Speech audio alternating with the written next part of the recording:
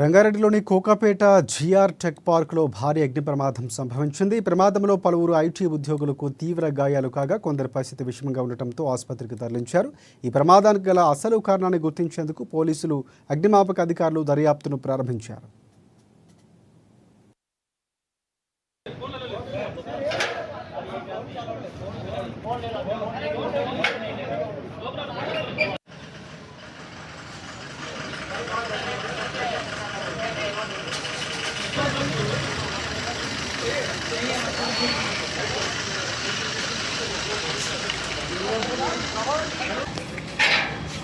లోపల 10 మంది గాయాలైన వాళ్ళు